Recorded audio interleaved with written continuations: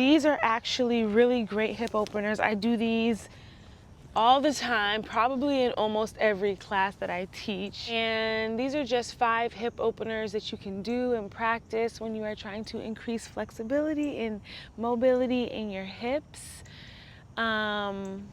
Just a note, just think about doing it like overtime. Everything that we do is overtime. So if you give these stretches a few minutes every day, or 5-10 minutes as often times in the day or the week that you can find, 10 to do a movement practice, like it's all gonna be good. But these 5 poses specifically target the hips and increasing hip flexibility. Okay, the first,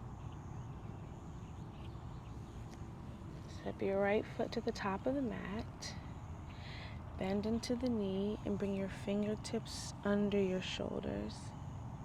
Take a second here and just think about sinking your hips forward and down. Now, some teachers will teach that you can take the knee past the ankle, but for me that doesn't really feel the best, so I like to keep the knee right over the ankle. And from here you can either keep your hands onto the mat or you can bring your hands onto your hips.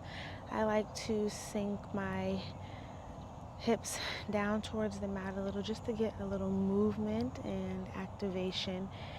And that also requires you to really hug your legs into the midline. Right? So you're here, and then take your hands down to the mat. Maybe you spend another breath or two just allowing the hips to sink down into the low lunge. This helps to increase your flexibility. Next is a lizard lunge. So it's very similar to a low lunge, but this time you step the right foot to the outside of the left hand. The knee is over the ankle, and again, you're sinking the hips down towards the mat. From here, you can stay up onto your fingertips, or you can allow your forearms to come onto the mat. Another variation I like to take in lizard lunge is to take the right knee out to the side so that you're on the blade of the right foot. Now here you want to also keep your foot flexed. So you flex the right heel so that your heel, your knee, and your hip are all in line. And then you can take, again, your forearms to the mat, your palms, or you can come all the way down onto the mat. Today I am staying up. You take 3 or 4 breaths here in lizard lunge. Right, and try to relax as you take those breaths.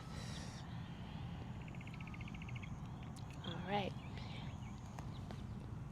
And then you come out and you always do the other side. For the low lunge, you do both sides. Always do both sides.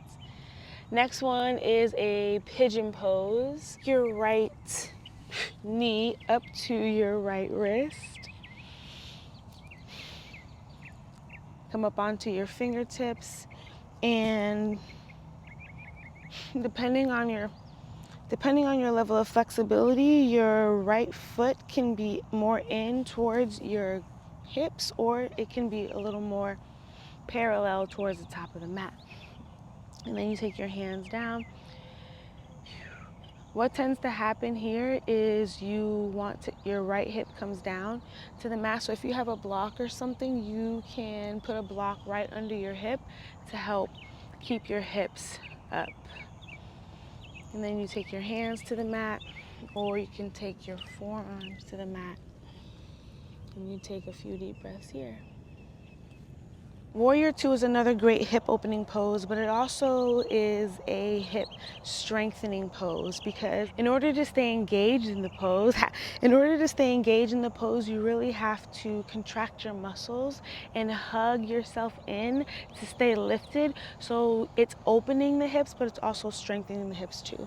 So very similar to our other poses, your knee over your ankle. I like to really press down into my feet here, especially the right big toe.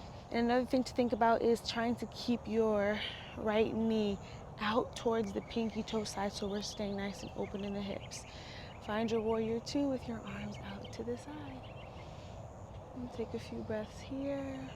I'm trying to keep your upper body relaxed and being mindful of this left foot. What is it doing, this left leg? If you want a little more in your warrior two, you can take your hands behind your back and fold to the inside of the right leg, coming into a humble warrior.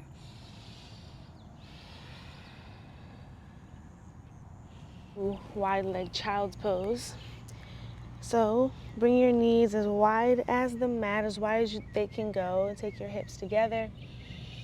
Take your toes together, walk your hands towards the top of the mat, and let your chest sink down. You can let your forehead relax down on the mat, and your forearms can rest too.